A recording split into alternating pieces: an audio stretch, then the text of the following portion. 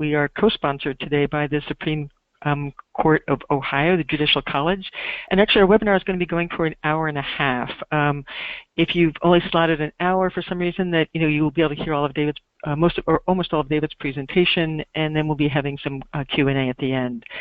Before turning this over to David, I just wanted to take a moment to tell you about NERI Press, for those who may be new to us, to say that our mission is to share the cutting-edge research and best practices emerging in our field. And with the changing technology and changes in the publishing industry, we've sort of redefined ourselves a little bit as a knowledge dissemination organization. And in doing so, in keeping with that mission, over the last 5 years, we've started to offer online courses that are free, a free e-newsletter that is co-authored by David and myself, as well as face-to-face workshops and webinars by some of our internationally recognized authors. That if you have a moment, I also would love to just, and maybe Tim, you can run this for me and tell me the results, but just out of curiosity, how many people have participated in a NERI Press webinar before? And if you could show that, Tim, and then let me know when you've got the results. But while you're doing that, I just also wanted to say another announcement for NERI Press. I think people know about the loss that we had this year of Stephen Benjes, who's both the founder as well as been the executive director of NERI and NERI Press for the past 25 years. And he passed away this year, and it's been, as I said, a huge loss, but also the reason I'm bringing that up today is that I want to say that we also are welcoming, as of July 1st, Dr. Craig Latham as the new executive director of NERI and NERI Press. And for those of you who don't know Craig, he's been working in this field for many, many years, has just a degree from Harvard in child psychology, and has been on the board of ATSA, has been the president of MATSA, has been working as a consultant in a whole variety of different aspects of this field, and we're just really thrilled to have him. And we'll be sending out a more official announcement, but let you know we do have just the hot news off the press, since we just made the offer and he just accepted it. And Tim, do you have the results of the poll? I do. I'll send them over. Or you can just announce it right here on the webinar. Can you? Okay, it's about 65% yes, 35 no. Okay, great. So, okay, that's wonderful. Thanks, everyone. So, just in keeping with, as we do with most workshops, a little housekeeping here. I wanted to let you know sort of the learning objectives, and basically the 3 learning objectives for today's webinar is that participants will learn about assessing sexual offenders and what's involved in the assessment process. We'll learn about the effective means for reducing risk in the community, and also we'll learn about different types of sexual offenders and how their offenses can cross over from one type to another.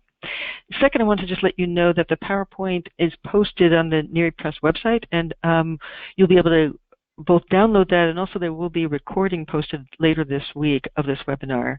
So if there's something you wanted to hear a second time, want to share with a friend, you'll be able to do that. Third, when the workshop is over, please be sure to close out your account. We'll be sending you an evaluation, and we would truly love your feedback. It's very helpful for us and for our planning for next year. And finally, in about a week, we'll be sending you a follow-up email that has a link to both the recordings, a certificate of attendance that you can download. It's also possible to sign up for CE credits for this webinar, so you can just go to the NERI Press website to do that. I also just wanted to mention a book that you may be interested in addition to all of the books that David has written. There's a book in particular, Treating Sex Offenders, an Evidence-Based Manual by Jill Stinson and Judith Becker. And it's a structured, flexible manual that presents an innovative group treatment approach that targets the deficits in self-regulation, which is, people in the webinar may know, it's really a central problem for many sex offenders. And the program and the manual comprises of 10 evidence-based modules that teach participants in skills to desist from problem behaviors, manage their emotions and impulses, and break unhealthy relationship patterns. And motivational enhancement is also woven throughout the manual. So take a look at that if you have a chance. And I really want to take a chance to, for those who may not know David, which I think will be rare, David Prescott serves currently as the Director of Professional Development and as Clinical Director for the Beckett Family of Services. He's really has devoted his career to building healthy lives and safe communities, and in doing so has produced 14 different book projects, numerous articles and chapters in the areas of assessing and treating sexual violence and trauma. He is a current fellow of the Association for the Treatment of Sexual Abusers, a past president, and also was given the 2014 recipient, he was a recipient of the Organization Distinguished Contribution Award. He also received the Bright Lights Award from the National Adolescent Perpetration Network, and is just a certified trainer and served on the numerous editorial boards that are almost too numerous to mention, but I will say that he's co-editor of the Neary News, which really reaches thousands of professionals each month. So I think without further ado, David, I'm not sure, I'm going to turn this over to you and just say I'm just so thrilled to have you here today with us. Right, thank you, Joan. It's always a pleasure. And so I will beg everybody's indulgence for a moment as I put my next few slides together and turn on my camera so that hopefully you can see me. Nope, it's not letting me do that. So I don't know if that's something you're able to do, Tim, but I'm going to full screen it. Quick check on this. I have never seen the webinar that did not have some technical issues. I see my camera going on. And so, Tim, are my slides up there? Does this look good? Yeah, it looks fine. Okay, super. Great. Well, welcome everybody. It's a real pleasure to be here, and I'm always grateful to Joan Tabachnick and all of the folks over at Neary Press.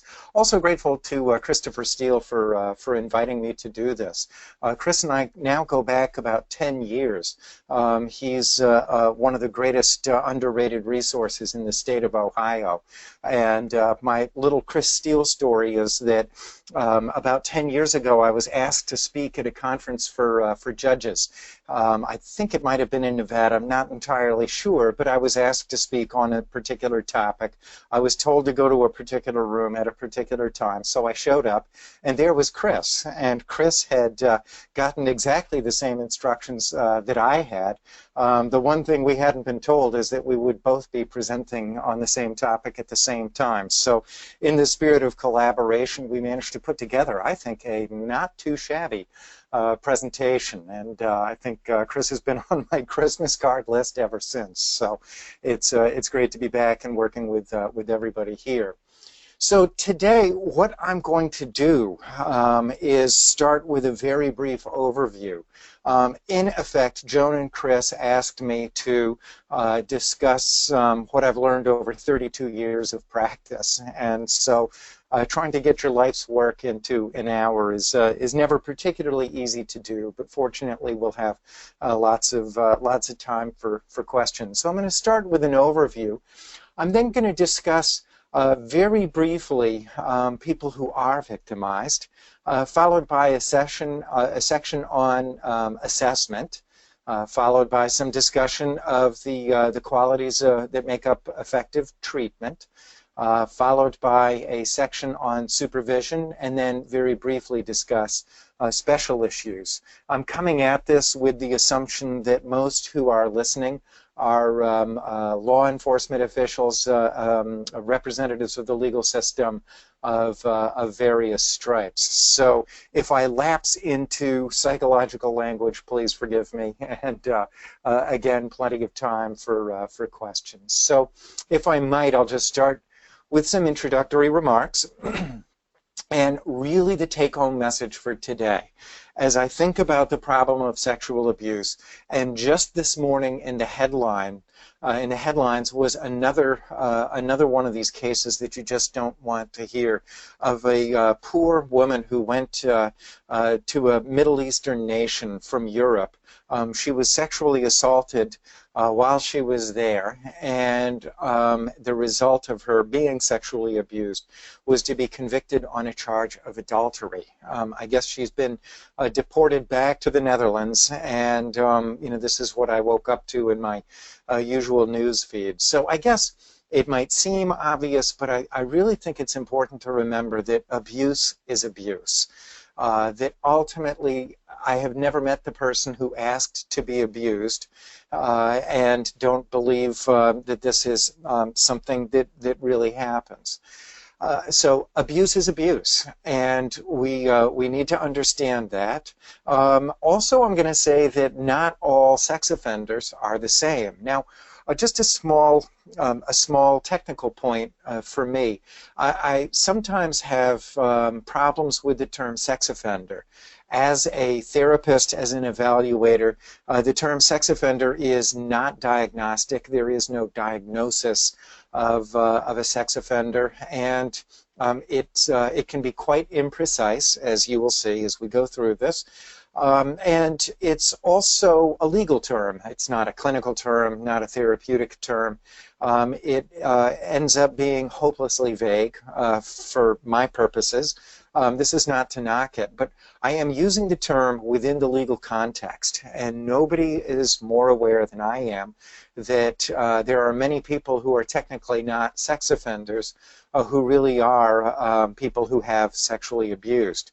As a result, when I'm going through my daily life, I tend to refer to the people who I work with as people who have sexually abused for a number of reasons. The first is that all human beings are more than the sum of their worst behaviors, but also for all of the reasons that I've just said. And then finally, I always think, at least in terms of my professional practice, why would I want to call somebody by the very thing I don't want them to be in the future? And so, language is really tricky in this field, and so I thought I would just say that from the outset. So for the purposes of this presentation, and because we all work within the legal system, I'm using the term sex offenders. The next part of the take-home message is that punishment-only responses to sexual abuse actually do not reduce risk. Now, in a PowerPoint slide, that will either seem very provocative or very obvious, depending on how you look at this sentence. I do not believe that this is a controversial or a provocative statement, again, for reasons that I will be going through in this webinar. But at the end of the day, punishment and rehabilitation are two very distinctly separate concepts, and that it behooves us all not to get them confused in our own minds. The other point that I want to make is that the right treatment can work. What I mean by this is there's been a great deal of controversy in research, in science, about whether or not treatment works. And the one thing that all people agree on is that people who complete treatment programs specifically targeting sexual violence really do reoffend at lower rates. More on that later on. And that the right treatment with the right community supervision can work even better. And so one of the things that I like to say when I'm presenting to a group of people is I no longer say, if I ever become king of the world. I've decided to become more optimistic, and I say, when I become king of the world, there will be a lot more probation and parole officers on the street. I'm always very deeply concerned that the role of strong community supervision is always underestimated when it comes around to budget time, and when we consider what the elements are that make for healthier lives and safer communities for all of us. And so for me, the ultimate tools in reducing the harm of sexual abuse are both in community supervision and in good treatment programs. Okay, so starting with a little bit about people who are victimized. To some degree, what I will say may be obvious or it may not be obvious. I just recently read a book by John Krakauer titled Missoula, for the capital city of Montana. Some of you may be familiar with this book, and it's about the legal system in a college town and underreporting of sexual victimization and the many complexities that go into this. And on one hand, it's a well-written book. On the other hand, I have to confess that part of me thought that a lot of the information is old news, or at least it should be old news. And so I say this, I say everything that follows with a sense of I'm trying to speak to a general audience. So one of the things that we should know is that as many as 90% of people who report sex crimes or sexual victimization actually know the person who abused them. This is really, really important to take into account.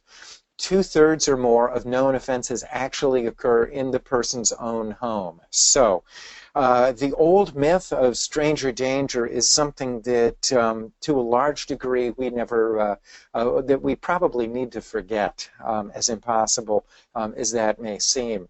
I am very fortunate to have had amongst the best mother and best father in the world, really, really good parents, and I can still remember them teaching me all about stranger danger, when statistically there was probably a higher likelihood that I would have been abused by one of them, or an uncle, or an aunt. And perhaps I shouldn't smile as I say all of this, and in fact some aspects of this aren't funny at all.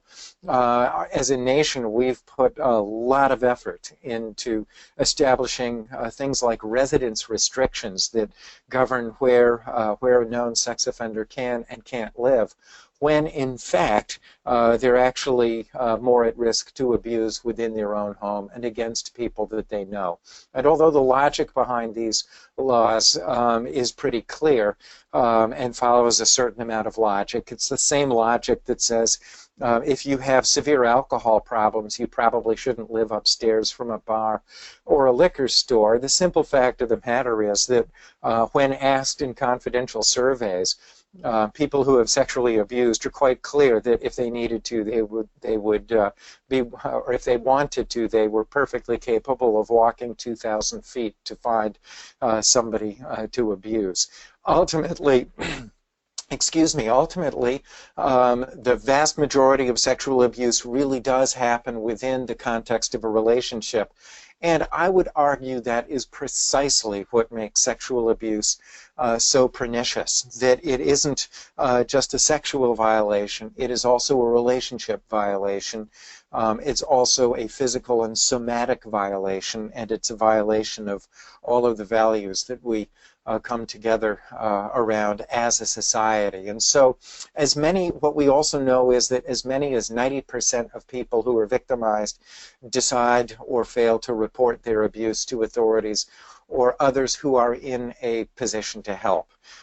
These decisions on the part of people who have been abused are extremely complicated.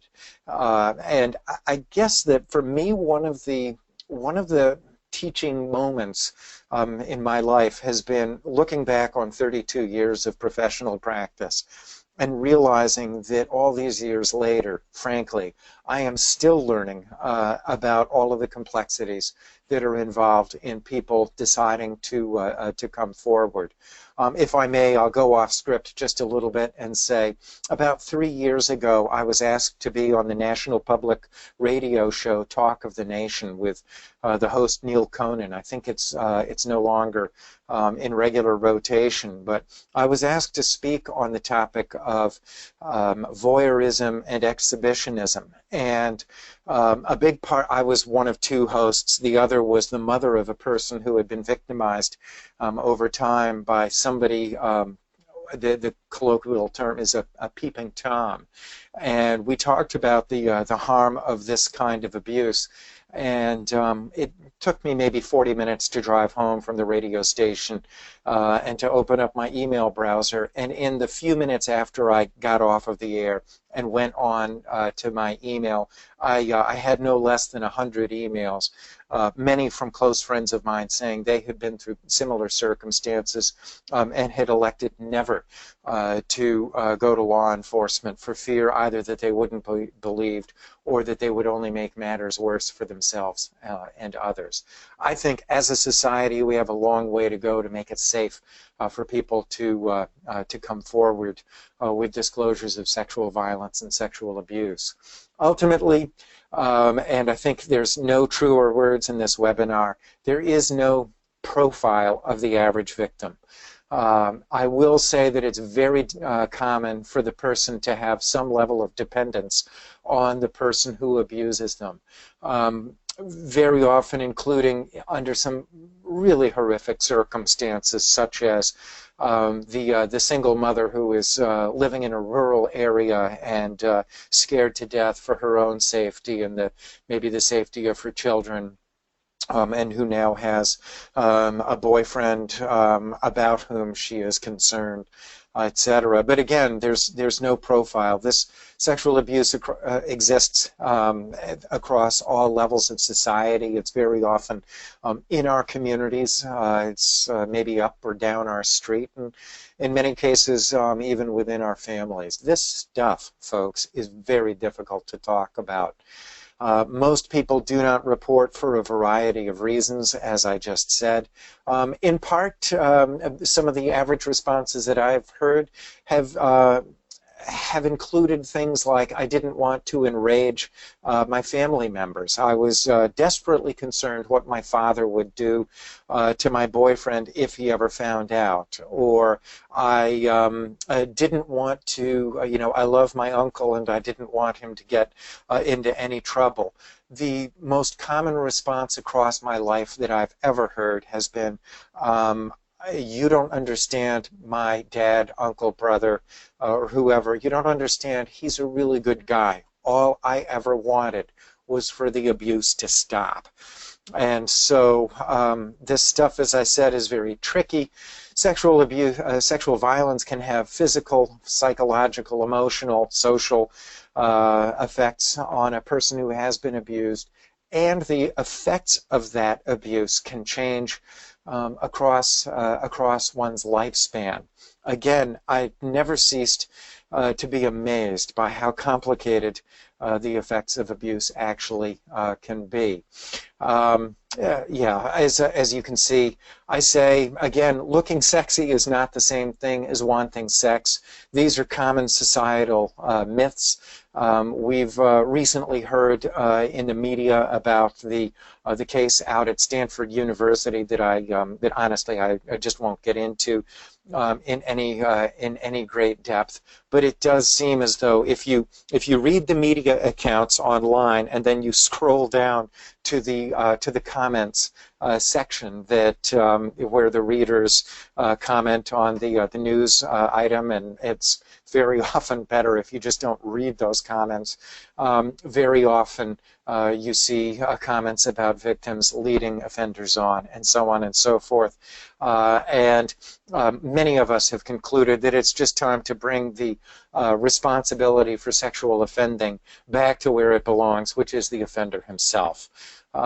One thing that I will say, however, is that when people have gone and tried to research who does end up being abused, particularly on college campuses where many of these surveys are easy to do. One thing that becomes obvious quickly is not just the role of alcohol and alcohol abuse, but also a question around what do people expect when they drink a lot. And so I have a niece who's at an Ivy League college right now. And as you can see from looking at me, I'm in my 50s. I had never heard the term designated walker, but that is what my niece does. While other people become designated drivers, my niece has been known to walk people back from parties who needed a little extra assistance in being able to walk themselves after drinking too much. So in order to reduce the harm and the problem of sexual abuse, we really need to go further than thinking about this from a criminal perspective or a sociological perspective or an alcohol perspective, and think of this as from a public health perspective. And then finally, I just want to again emphasize there is this seemingly, to an outsider, crazy paradox of silence, that it can be mystifying to outsiders that somebody in the moment, in the heat of an actual sexual assault, that somebody will freeze and not try to fight back and will be living in mortal fear of actually saying something about it to others. To an outsider, this can seem perplexing, and even outright crazy sometimes.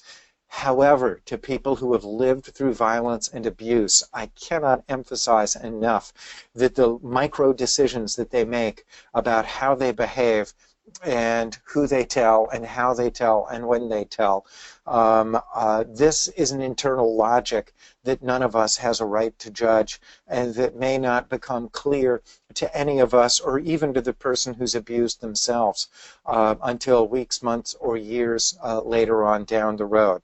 Where all of this is going is that we ultimately do need to have the deepest of respect for people who have survived sexual violence, even when their response to this violence can be mystifying to an outsider. There is no end to what we can learn from the people who have been abused. And so reactions to being abused can vary widely.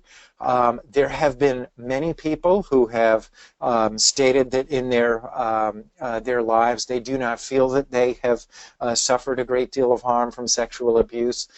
At the end of the day, sexual abuse poses an unacceptable risk of harm, and sometimes the harmful aspects of sexual abuse can actually take place beyond the victim's awareness. I'll say that again. Sometimes the elements of the harm of sexual abuse can actually take place beyond the awareness of the person who's been harmed. One study out of Australia by James Ogoff and his colleagues found that people who had been substantiated as having been abused by child welfare in Australia actually ran a 5 times greater likelihood of coming into contact with the legal system. Therefore, the nature of harm is unpredictable, and I should just mention that as many of us know, sometimes the legal proceedings themselves can cause harm despite all of our attempts to do otherwise. I will say in my career this is something that courtrooms in particular have gotten much, much, much better at. Today's victim advocates do an exceptional job on average of protecting people who've been harmed from potentially harmful effects of the legal system. So let me now move into an overview of what we know and what we don't know. And one of the things that we know is that over time and across history, when people have had trouble, whether they be those affected by sexual abuse or people like you who try to do something to prevent sexual abuse, the first thing that we've done is we've all gotten together, and I just use as an example this picture of the very first ever ATSA meeting. And so this is the very first conference of professionals for the Association for the Treatment of Sexual Abusers, known as ATSA.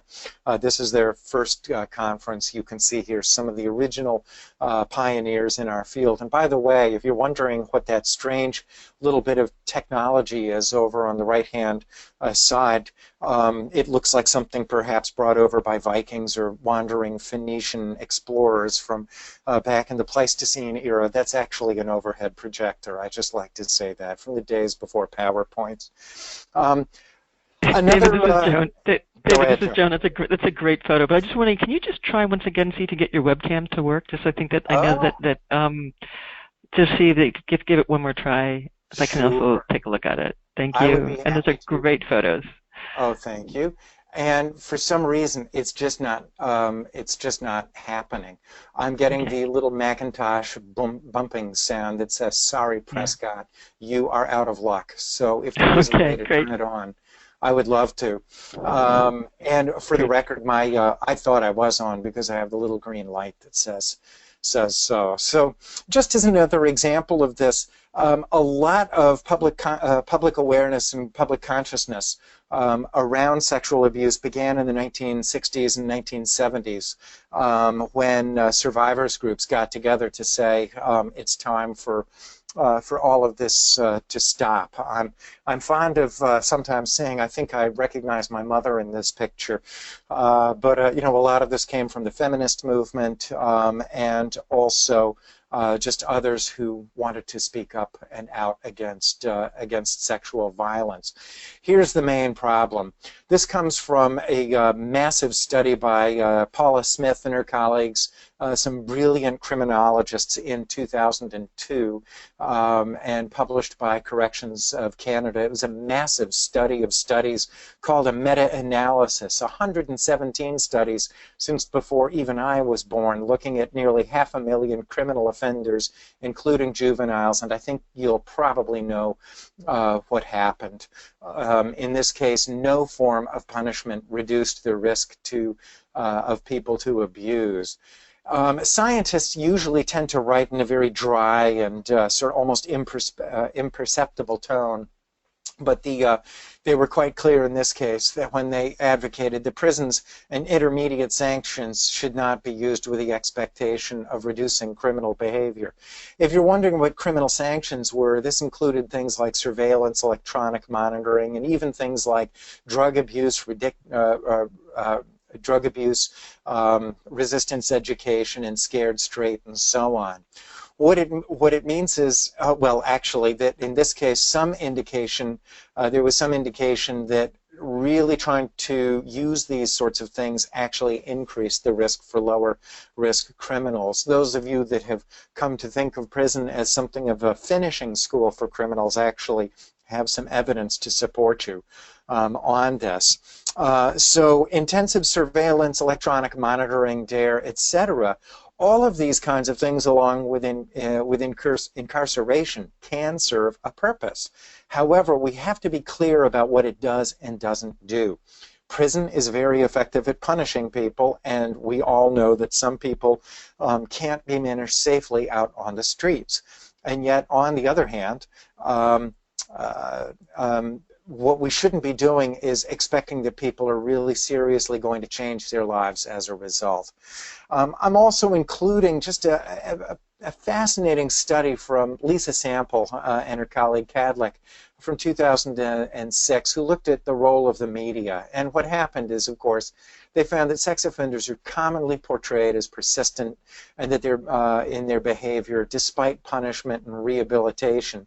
And of course, these researchers observed what we all know, which is the media can seriously affect public perception around the prevalence of sex crime by over-reporting single events. I think you know the drill. We all hear about the Raul Castros and the Jerry Sandusky's of the world. It's almost as though we only know about the airplanes that crash, and we forget about the other 30 to 35,000 airplanes that land safely just in the United States alone on a daily basis. So what these researchers did was look at 25 politicians in Illinois, all of whom believed that sex offenders were a growing problem. In fact, rates of sexual violence, reported sexual violence, have gone down since the 1990s. Nobody's entirely clear why.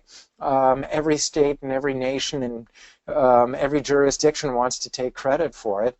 But what seems to be the case is simply that people here are getting together to talk about it.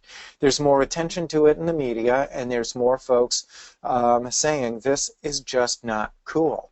However, most of the politicians in this study described sex offenders as sick and unamenable to rehabilitation, which turns out not to be true. When asked how the media got their knowledge, when the researchers asked how they got their knowledge about sex offenders, the politicians overwhelmingly cited the media as their primary source, which doesn't speak too kindly to folks like me that have produced research. We're not doing as good of a job of getting knowledge out to the media and to the public as I think we need to do. As a result, all too often public policies get proposed that are supposed to protect the public, but that are more likely to promote only an illusion of safety. So across all of these years, what have we learned? Well, we've learned that there's many motivations for a sexual crime, and some of them are actually sexual. There are some people who are motivated by an intrinsic sexual gratification to engage in the behavior that they engage in. At the same time, many people engage in sexual violence as a result of non-sexual motivations. At the end of the day, some people are just outright mean. At the end of the day also, sometimes people resort to sexual behavior to solve non-sexual problems, And interestingly, one of the dirty little secrets of my field is that sometimes sex crimes have themselves also been the worst sexual events of the lives of the perpetrator as well as the person who has been victimized. And so there's many motivations for engaging in sex crimes, and this is why differential and comprehensive assessments are particularly important. By the time 1974 rolled around, this fellow, Robert Martinson, wrote a paper that became known around criminology as the Nothing Works Doctrine. It was a very famous paper that he tried to refute. This paper got international media attention. His attempts to retract it got no attention whatsoever. And the reason I even bring it up is that many of us still have a kind of pessimism about prison-based rehabilitation. And while it is well known that the recidivism rates in county jails can be very, very high, we actually should all be encouraged by the reoffense rates of sex offenders themselves. By the time the 1980s came along, many of us just came to believe that they were all destined to a lifetime of destruction and havoc. But subsequent research has found that not to be the case. If you go and interview sex offenders, they describe having done it all, done it before, prior to actually being caught. And very often they describe having engaged in a diverse set of behaviors. Excuse me. I beg your pardon. 1 second. And for the record, Joan, it won't let me mute either, so I'm going to have a quick sip of water, and I really beg your pardon. I think. Thank you very much. And so if you look backwards, they all seem to have engaged in a lot of harm. The point that I want to make is that by the time somebody comes to the attention of the legal system, statistically they become a very different person, and the vast majority of them, or at least the majority of them, actually do stop. So what we know is that they commit a range of contact and no contact offenses. There's all kinds of sexual abuse out there, ranging from looking at child sexual abuse imagery to online solicitation, to the so-called nuisance offenses of voyeurism and exhibitionism that I mentioned earlier. And I would just like to say that although you might hear the term nuisance offense used commonly, I think that this is another conception that we need to lose from our vocabulary, and that I've met many people who have been harmed across a lifetime by things like indecent exposure and things that the rest of us consider to be not so severe. We also know it's greatly underreported for the reasons that I mentioned earlier, and that like sex offenses themselves, the offenders are not all alike, and that many of them have unique strengths as well as unique risks. And this is where our supervising agents and therapists come in. And it's also important to remember that only about half of child molesters meet criteria for a pedophilic disorder. This will appear later on in my slides, but I'll just highlight again. Some people are motivated by an intrinsic sexual attraction to children. Other people turn to children or young teenagers as completely inappropriate sex objects, even though they would actually prefer to be sexual with an adult. One more second. Again, my apologies. Okay, so another way to think about this is that child molesting is a behavior, pedophilia is a sustained sexual interest. Not everybody acts on their interests. Thank goodness for that. For those of us who are adult and heterosexual, we might not want to. It would probably be a bad idea to have sex with everybody that we found sexually interesting. Likewise, behavior does not necessarily reflect one's actual sexual interest. We also know that many sex crimes are pleaded down, and so I always recommend it's really important to get an accurate view of the person in front of you from the available reports. And not all sex offenders need intensive supervision. I tend to think of them as falling into two categories overall. There are some sex offenders, fortunately in something of a minority, who are perfectly happy with abusing again in the future, but there are also many other sex offenders who are highly motivated not to do it again. And in fact, my colleague and I, Jill Levinson, she and I have done some studies, including across the Midwest, in Wisconsin, Illinois, and in Connecticut, finding that the average sex offender, even amongst high-risk sex offenders, believe that rehabilitative efforts are really, really important. They may not like the laws, they may not like the conditions of their probation, but on average, they have great respect for both their supervising agents and their therapists.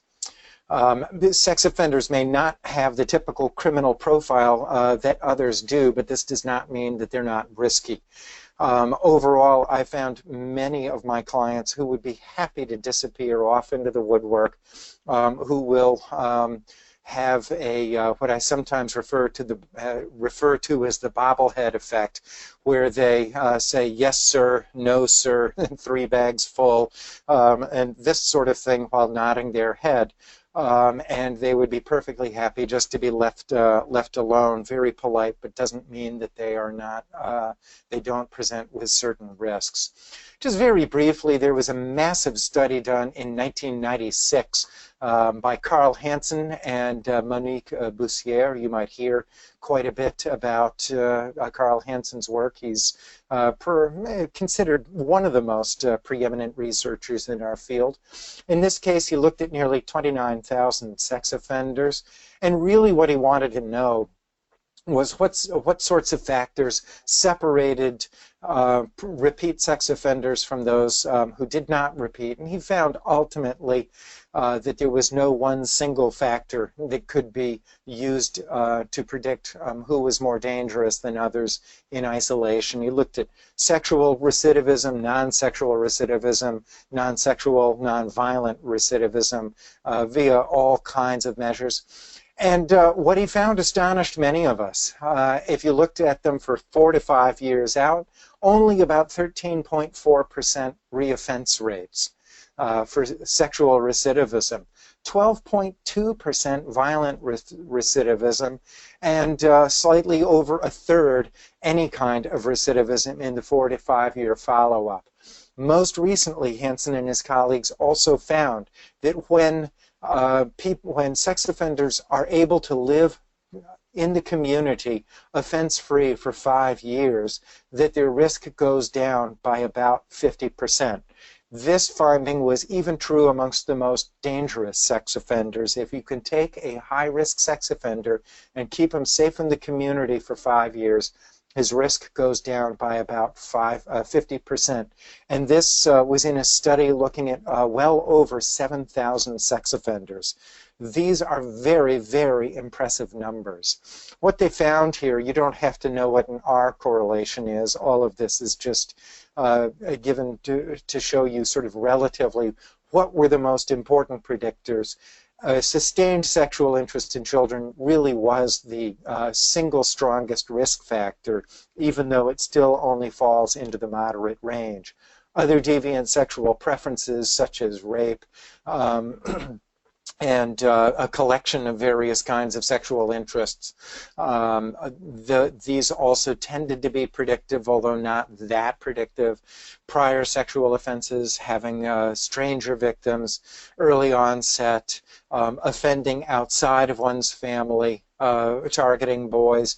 There is something about having a male victim that is difficult to describe easily. I am not talking about straight versus gay here, not at all. But what I am saying is that while there are many more child molesters who target girls, those who target boys seem to be more prolific in their offending. You can see here other kinds of things that were somewhat important but not that important, including did this person drop out of treatment or were they kicked out of treatment? That can actually elevate risk independent of other factors. Likewise, there are all of these kinds of things that seemed to be important to outsiders. Let me just scroll back there. but turned out not to be all that predictive. Things like denial and did they have empathy for their victims actually didn't seem to have any relationship whatsoever to recidivism. Instead, I consider these to be important to treatment amenability or responsivity, which I will show you in just a moment. Very briefly, let's take a look at some considerations in assessment. And perhaps one of the most important points that I will make is that a comprehensive assessment is not the same thing as a risk assessment. If you go in to see your doctor complaining of chest pains and think that you might be having a heart attack, the doctor's prediction of if you are having a heart attack will be much better determined by four very basic variables, things like blood pressure and history and things of this nature. And after you get to a certain age, you find out that simply being male and over the age of 50 are also risk factors. But the point that I want to make is that the risk factors for future behavior tend to be very simple and can be arranged into an algorithm. And that sort of overall basic statement of risk is very different from understanding somebody's personality functioning, their mental health history, and so on. So things like the MMPI or the personality assessment inventory or other kinds of things, the Rorschach test that you might see in other forms of forensic evaluation really do not assist in actual risk assessment. A good comprehensive assessment, in my view, should have a full battery of psychological testing, but it isn't the same thing as a risk assessment. A comprehensive assessment can include a risk assessment, but the actual process of risk assessment itself should involve some kind of specific tool like the static 99R, the stable 2007, or the acute 2007, something called the violence risk scale for sex offenders. If I were a judge presiding over a case, one of the things that I would be looking at in considering a report is, does this report demonstrate how it is actually in line with the most recent available research? And I would be looking for it to cite research from within the past 5 years. In the field of psychology, there's a saying that you should not trust any research over 5 years old, and there is really something to that. So I also like an assessment report when it's done prior to sentencing, so that I would have some sort of idea of how to prioritize the case in front of me. This can inform the court about supervision and treatment planning and how to construct conditions for community supervision. Some assessments are clinical, and some are designed to be trained by probation and parole officers. It's really as simple as that. I include this list here as a list of risk factors that one should consider when making decisions around treatment, supervision, and in some cases whether somebody can be placed in the community or needs to be someplace else. This is all listed in the language of researchers.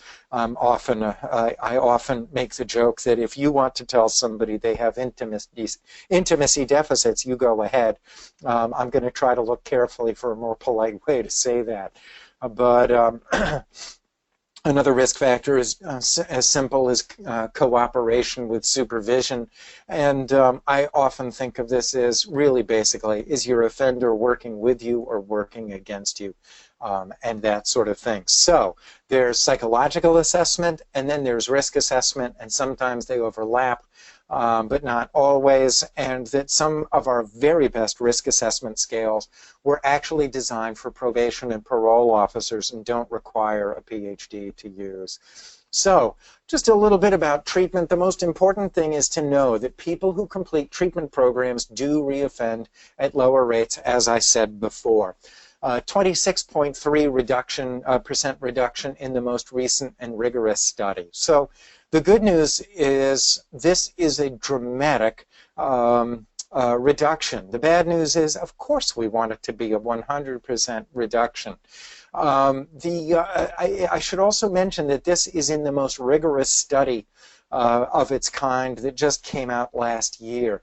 Previous to this, other studies have found as much as a 40% reduction in risk, but this is complicated by certain factors that that time just doesn't allow me to get into. But the bottom line is that if you have somebody who has completed treatment, they're probably at lower risk. Many people ask, are they cured, or is there a cure for sex offending? For me, this is completely misleading. The most important thing to know is that people can learn to change their behavior. And so not everybody, as I said before, acts on their sexual interests, and so it is with sex offending. It's the same thing as diabetes or high blood pressure or cholesterol. There's no cure for those things either, but by introducing lifestyle changes, we can make it so that we live longer and safer. I prefer to think in terms of words such as rehabilitation and treatment. In fact, as an aside, the state of Colorado actually about 5 years ago got rid of the term cure out of their statutes related to sex offending. So I always think that the courts and parole and probation offices have all kinds of things that they can do to support treatment. Most of the clients I've worked with described the best probation officers out there as the ones who said something like, look, your behavior is going to determine how the course of your probation or parole goes. I am a big fan of keeping clear boundaries. Therapists are therapists. Probation officers are probation officers. Maybe it's different where you're from, but I think of probation officers as having an obligation to, on one hand, carry out the orders of the court, and on the other hand, carry out or to support efforts at meaningful rehabilitation. This means a kind of bifurcated or dual role for probation officers. Sometimes I've watched probation officers behave in a brusque and heavy-handed way that is ultimately going to drive their clients underground and less likely to be disclosive with them. And on the other hand, I've seen some probation officers who actually thought that they were like therapists, and I felt might not be as effective as a result. Similarly, I've seen some therapists who thought that they were police officers or probation officers, and as a result became less effective at their work. What we really, really need is to have everybody understanding their role and working together collaboratively. I will say, though, that treatment is not the same thing as client-centered therapy. If you've ever gone into therapy to address some kind of a problem in your life, the overarching goal of the therapist is to meet you where you're at in your life. Not so with treating people who have abused, where the real goal is a healthy life and a safe community as well. So ultimately, the ultimate goal for our collaborations is ongoing information sharing between providers and supervising agents. That's really the name of the game. Treatment of sexual offenders should be cognitive behavioral at its core. This means changing thought patterns and behaviors, but it should also include the development of pro-social, non-offending attitudes and beliefs. It's about building skills for managing risks. This is really about building capacities as well as managing risks. And this is where the ultimate goal can be a balanced and self-determined lifestyle. Cognitive behavioral treatment is good. I want to go one step further. I want my client to really get it, that he can and should lead a better and more balanced, self-determined life than the one that he's had in the past. As a result, many of us have come to think of this in 3 to 4 different principles, the principles of risk and need and responsivity. This comes from the work of Don Andrews, a brilliant researcher, since passed on, and Jim Bonta, a name who might be familiar to probation on parole officers. He's a researcher and has spent his lifetime interacting in the field of probation and parole. They talk about the big 4 risk factors for overall criminality: antisocial values and attitudes, antisocial behavior, antisocial personalities structure, and of course antisocial peer affiliation. In one study, the #1 activity that recidivists claim to engage in was hanging out. So if that's what your guy enjoys doing the most, I would hope you'd watch out. The risk principle is really simple.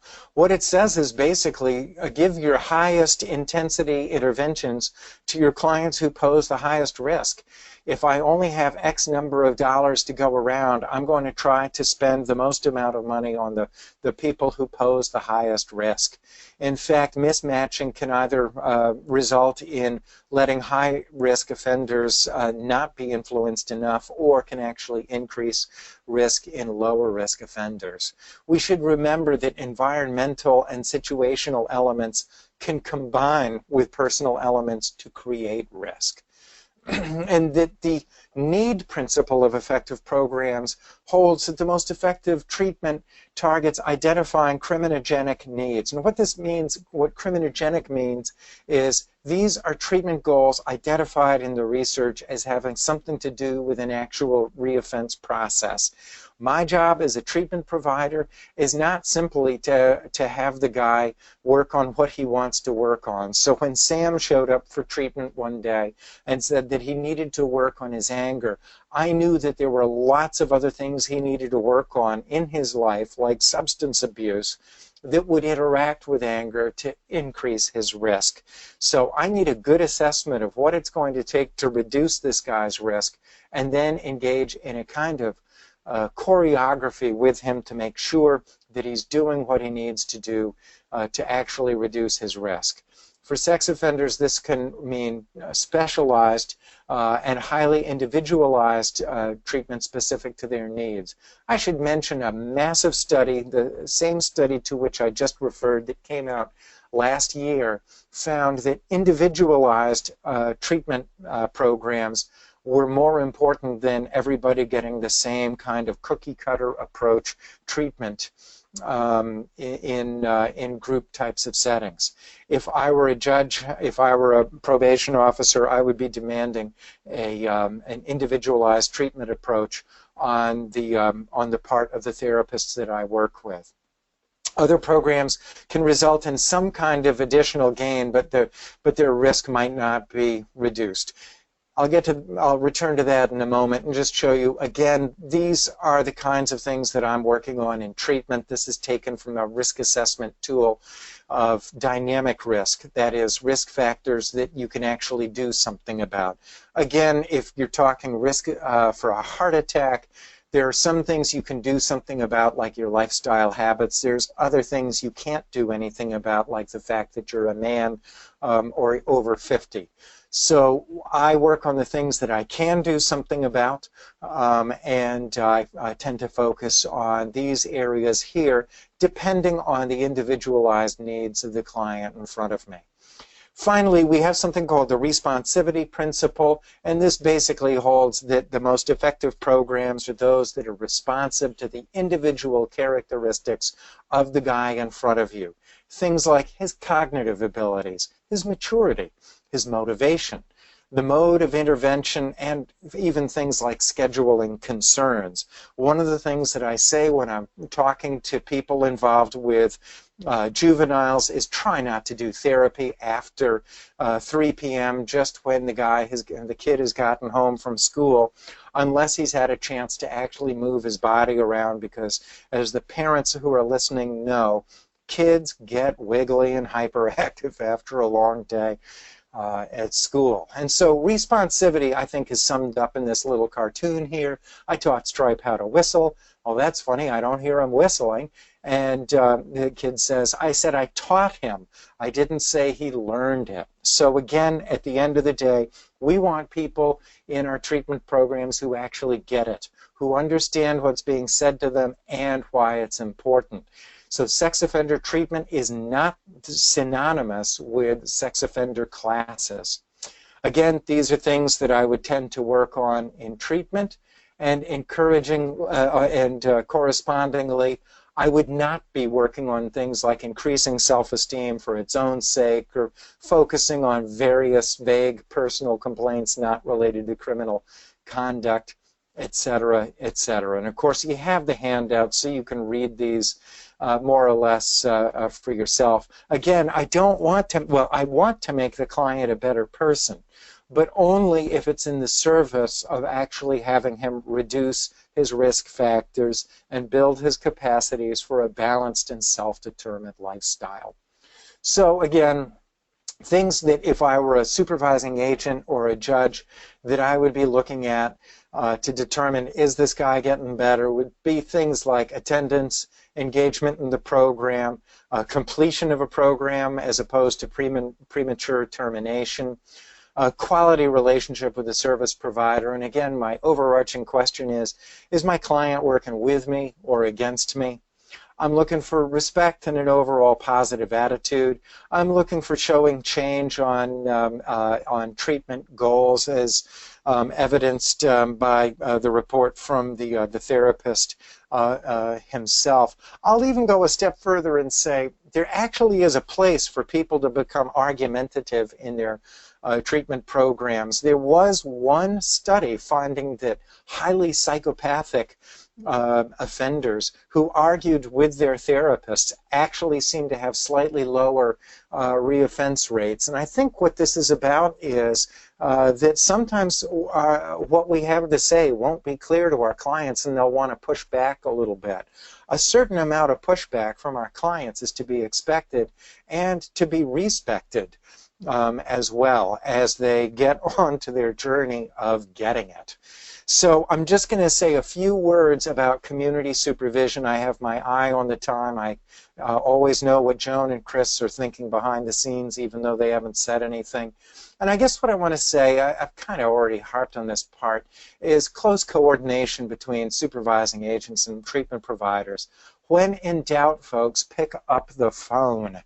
And one thing that I've always found is that if things aren't working out in an email, then pick up the phone. If things aren't working on the phone, then write an email, copy in supervisors as need be. But you guys are the difference that makes the difference when it comes to reducing reoffense. I'm going to say that again. The people who are listening to this, the people who are out there sweating it out at the front lines, research has shown that who you are is just as effective as what you do when it comes to supervision and treatment. So it's actually the human factor that is the difference that makes the difference in reducing the risk for reoffense. The agents are the eyes and ears of the whole treatment team in the community. Obviously, community safety is the highest priority. Agents should be monitoring victim access, observing people in the community, at home, at work, and looking for positive or negative changes in problem solving and related behaviors. One of the things that we keep learning and relearning over time is the importance of substance abuse and substance abuse treatment in our clientele. I don't care if they have the card so that they can get marijuana in some states. What I'm very interested in is, are there changes in their substance use habits? These kinds of things are very important. Being able to identify and deal with non-compliance problems early.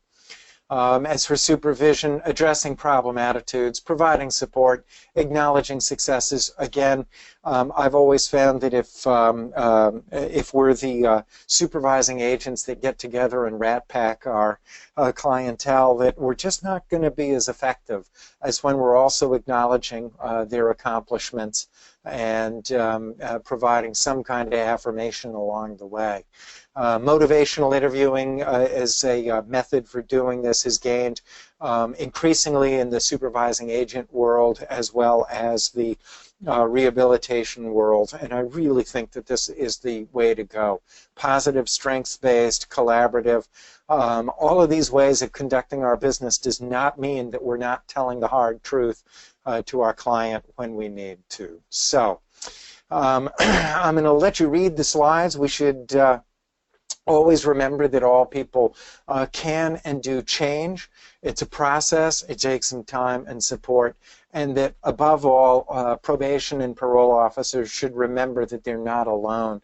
Please take good care of yourself out there, folks. This stuff is really important. A friend of mine in the nation of Poland did a study of probation officers and found that full 42% of them met criteria for burnout. And he found that the single most important protective factor against burnout was having a good relationship in one's life. So more risk equals more supervision. The goal is to have the offender not need us watching them all the time. I always am a big fan of specialized rules, but be careful how you present them, because it's easy for clients not to understand them or to feel overwhelmed by them. And again, I have already spoken to the importance of maintaining appropriate boundaries.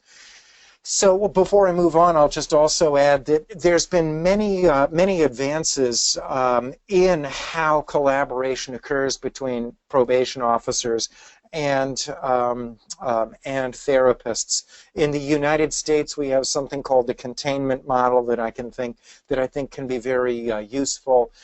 In Canada, they developed something called circles of support and accountability, which was a true grassroots movement that has gotten some excellent research basis behind it. If you don't know about circles of support and accountability, I highly recommend that you do some research on it and consider implementing it. In the United Kingdom, there's something called MAPA, or Multi-Agency Public Protection Arrangements. These are all jurisdictions that have done some excellent work at bringing people together around the table. Just a few things to note too. Amongst females who sexually abuse, the known reoffense rates are 1 to 5%. This is for sure an underestimate.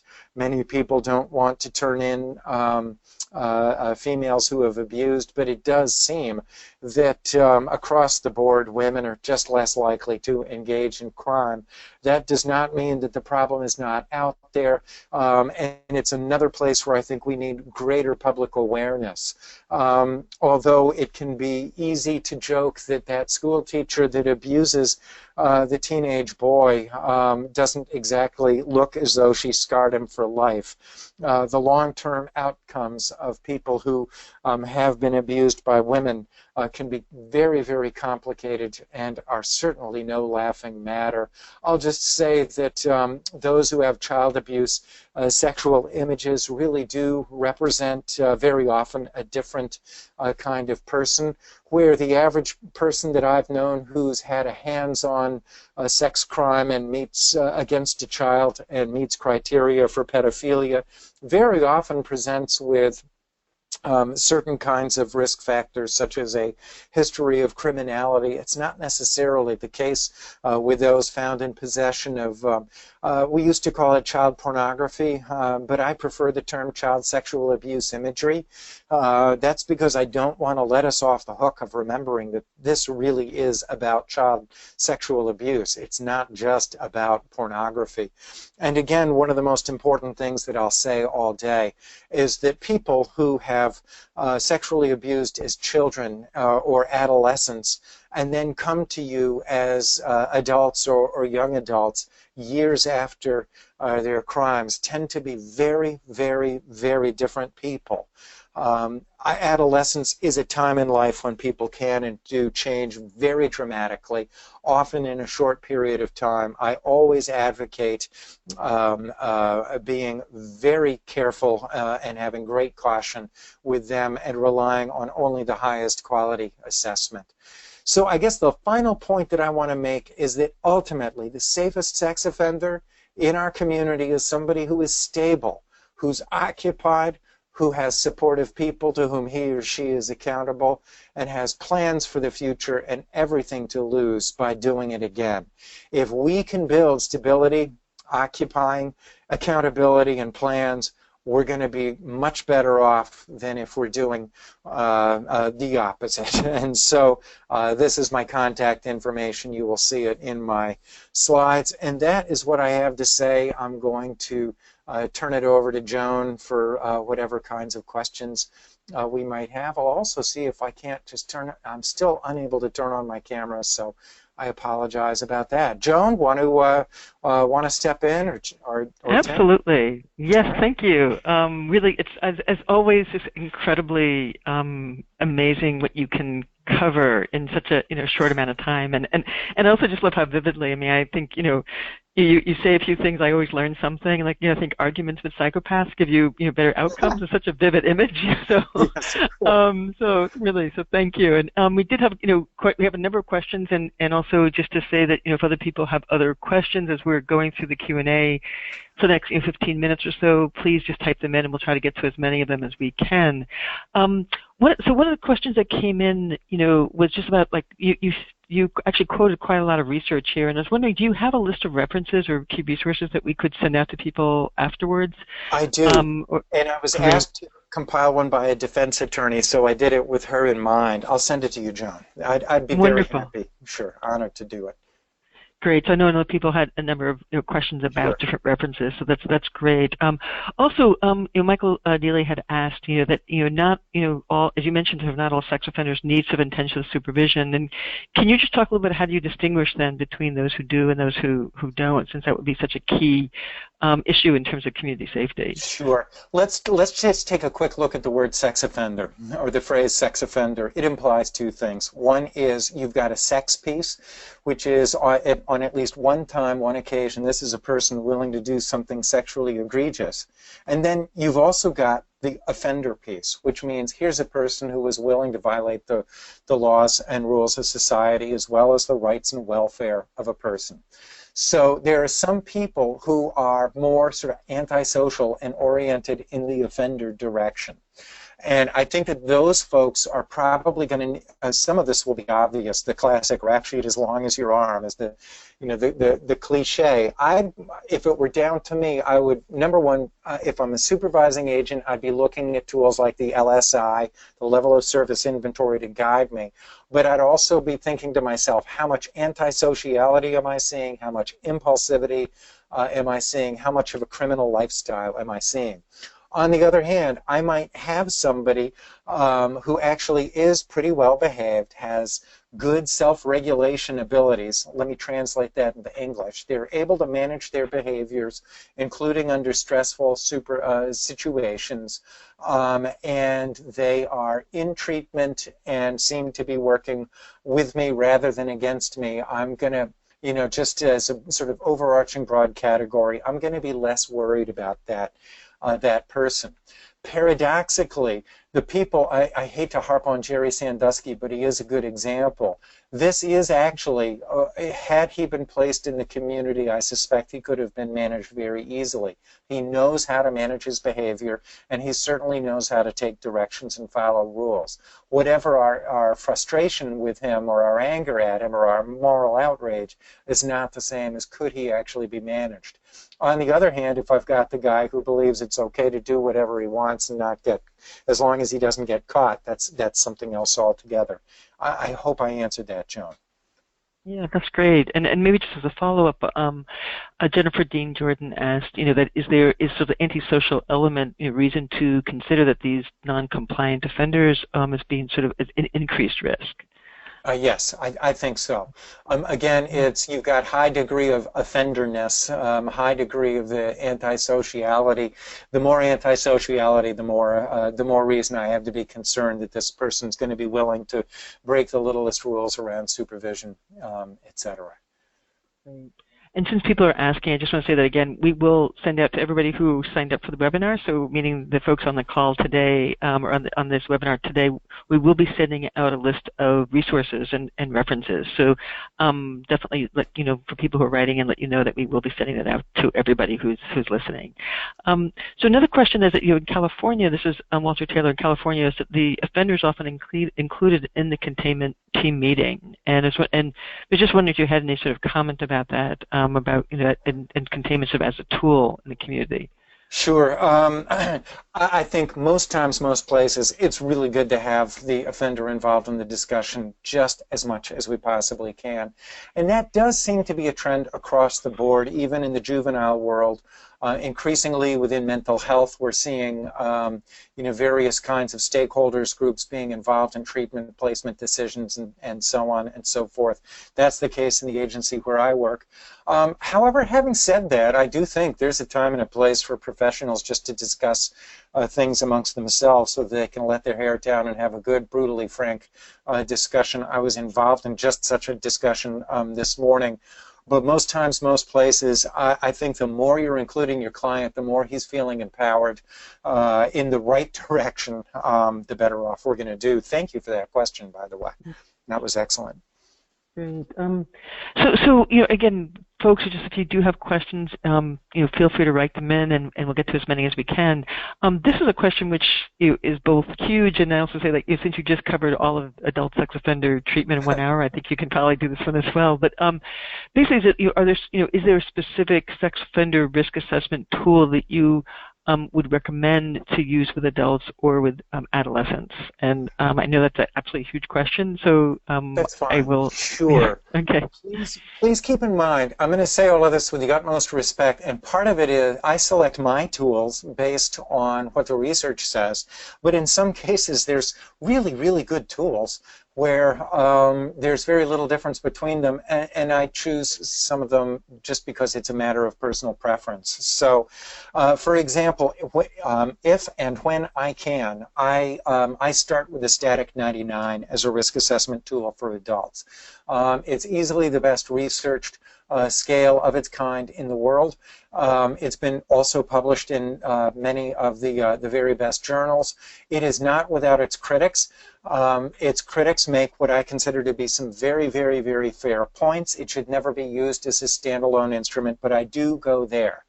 I also use the Stable and Acute 2007 whenever I can. And if I didn't use these, I would be using perhaps the Violence Risk Scale Sex Offender, or VRSSO. That is by Steve Wong, W-O-N-G, and his colleagues. I also like that very much. I also get involved in the ethically thorny and sticky problem of doing risk assessments on people who haven't been convicted or have only been come to the attention of the child welfare system. And there are a couple of measures that I really like there. This may come as a surprise to some folks. I don't see it in wide use, but I still like it very much. I use the Risk for Sexual Violence Protocol, or RSVP, by Steve Hart and his colleagues.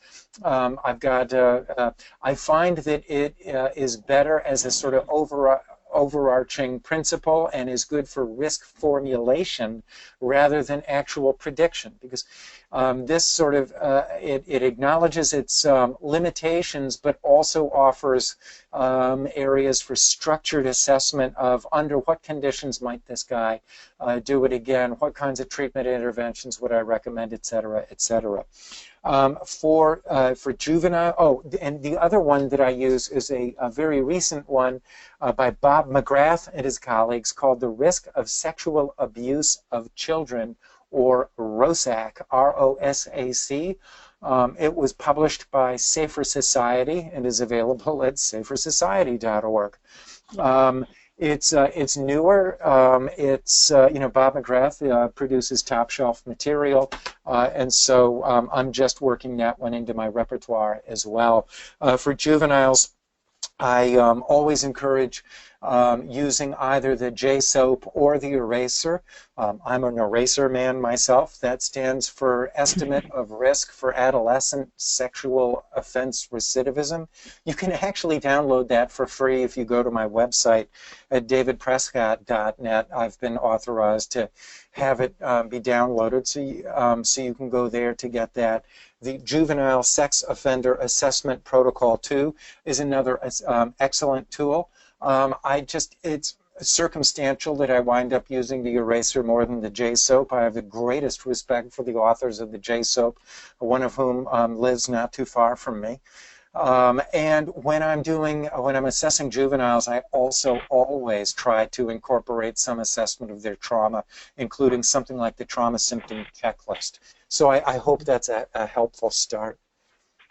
I think that's great, and people have written as you're talking sort of just about a lot of other different tools like the psychopathy checklist and a few things, and also sorry, go ahead. And then also the SORAG, and I'm wondering, someone else also asked, are you going to be sending information? I'm wondering, I know that you wrote a wonderful primer for NERI Press in terms of assessing youth who have sexually abused, which, just to let people know that if you do want more detail, that's one way of getting some of the information. And so the two questions is, do you have a few, is there a way of people who do want to have more information? Are there some other maybe books or resources you could recommend besides your own book, which I know you won't say, or just how they could get that information? Because I know that's a lot to cover just in the few minutes we have left. Sure, and the SORAG is another excellent tool. I don't happen to use it for various reasons, but the people who developed it are amongst the best in the world. The Vern Quinsey Group, Grant Harris, Marnie Rice,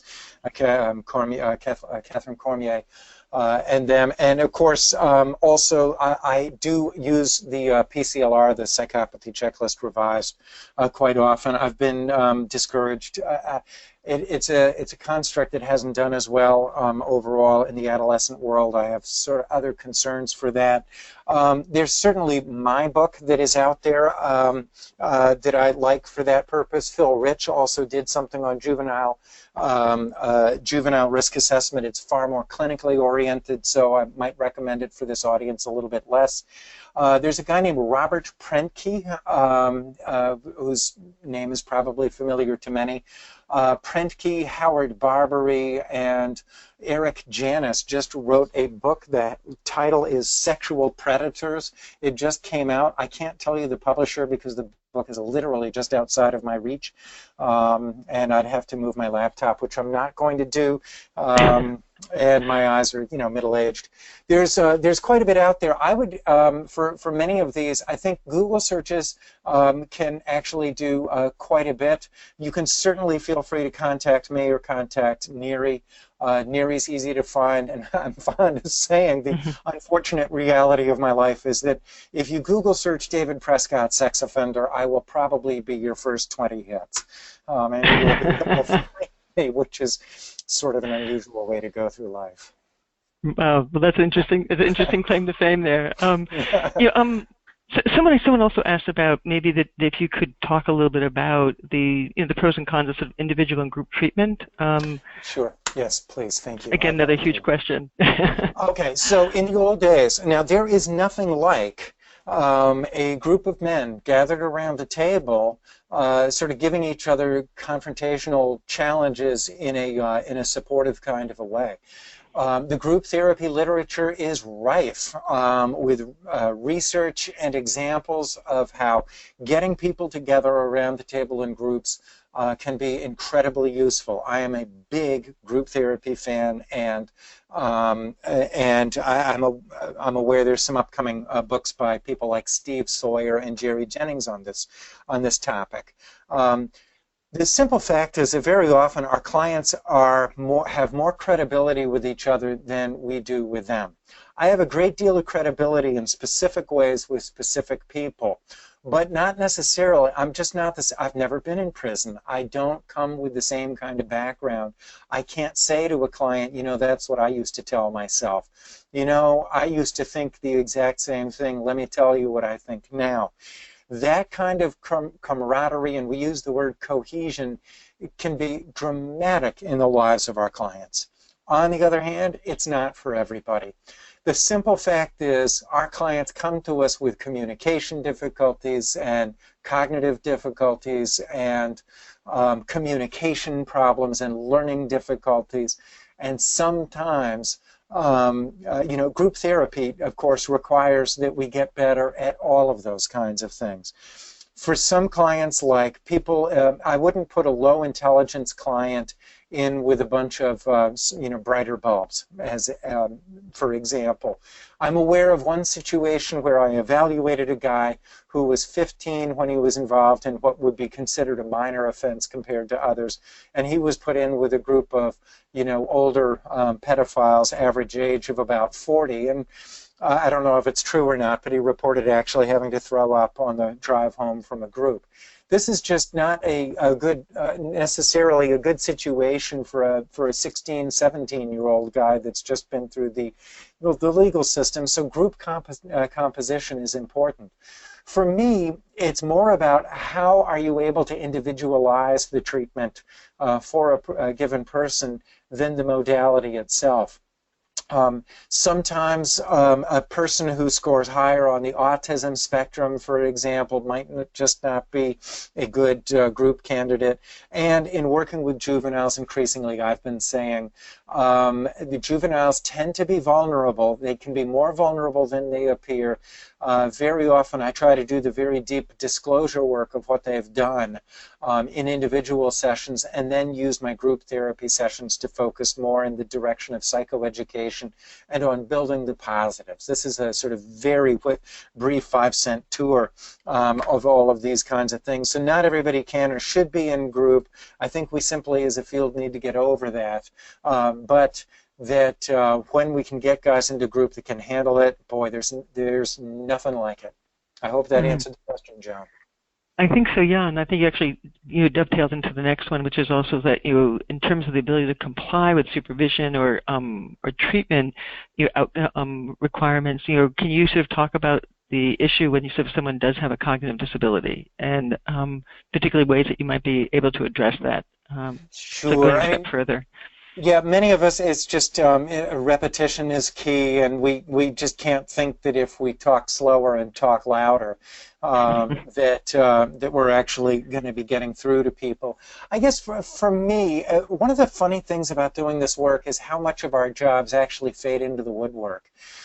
Even when I worked in with high-risk sex offenders in civil commitment, I took one look at the 46 rules that they had when they got out and went out onto community supervision. And even I thought, if I didn't have ADHD before, I definitely have ADHD, trying to come to terms with all of these various rules and restrictions. Every one of them was good. Every one of them was justified. But I think it really can take some explaining, and that we need to get our own minds around, look, what are the guiding principles behind these rules first? And sometimes with intellectually disabled clients, it means speaking in their language, which can feel embarrassing. But there's a time and place for doing exactly that, and we need to understand that they will very often try to look as though they understand when they don't. And this is a place where we just need to get back to our compassionate roots as human beings. Not everybody's going to understand us, and they're going to need some extra help. They're going to look like they understand us when they don't, and if we're honest, a lot of times people come by this stuff honestly. The last point that I want to make on this is that the average person who comes into contact with the legal system actually scores significantly lower on measures of cognitive flexibility. We can change the way we think much easier than they can. I hope that's at least a beginning start. Well, that's wonderful, and I think just if I can say that, I know you've said this in the past, David, that there were a number of questions which you actually have not been able to get to. So is it okay if people contact you by checking out, going to your website and all that? That would be wonderful. Yeah, any friend of Chris Steele's is a friend of mine, as they say. So. Great. So I just wanted one of the last questions that someone did ask was about CE credits, and you can go. There are CE credits available for all of our recorded webinars. So if you go onto the website and click on Orlando Behavior Health, that you can sign up and get CE credits for this webinar as well. I just want to let people know, to take a moment, that also that the NERI Press newsletter, which I co-write with David Prescott, that you automatically be signed up for that. It's a monthly newsletter where we take sort of a cutting-edge or controversial research paper and talk about the findings and the implications of what that means for both the individual clinician as well as the field. So you're automatically signed up for that resource. If you don't want it, you can unsign yourself, but we find that it's a really wonderful way for us to continue these conversations. I want to say again thank you to all of our sponsors for all of our webinar series, but in particular I want to say thank you again to the Supreme Court of Ohio for sponsoring this particular webinar and for bringing it sort of into the adult treatment world. These are just a list of the people who sponsored the whole series over the course of the year. I won't go through that right now, but just to say that also if you're interested in becoming a sponsor for next year, that we, it's $98 for an individual or $250 for an organization. You're guaranteed a seat at every webinar, even the ones that sell out. We guarantee you a spot. You have access to CE credits. We give you 2 NERI Press books. David Prescott was the editor for both of those, along with Robert Longo, Current Applications and Current Perspectives. You can either contact Diane Langelier directly at the info@neripress.org, or you can actually go on our website. We have a new option of signing up there, and you can just sign up for next year. We'll send you the free books, and if you have those books already, we'll send you 2 different ones. Last, I just want to be able to say thank you. Just a huge thank you to David, once again for doing such a great webinar, and to the Supreme Court of Ohio Judicial College for sponsoring this, and really for everyone here attending the webinar. If you found this valuable, please visit some of our other webinars, and please tell your friends as well.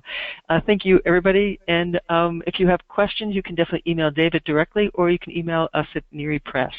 Thank you, David. Thank you, Chris, for making this happen.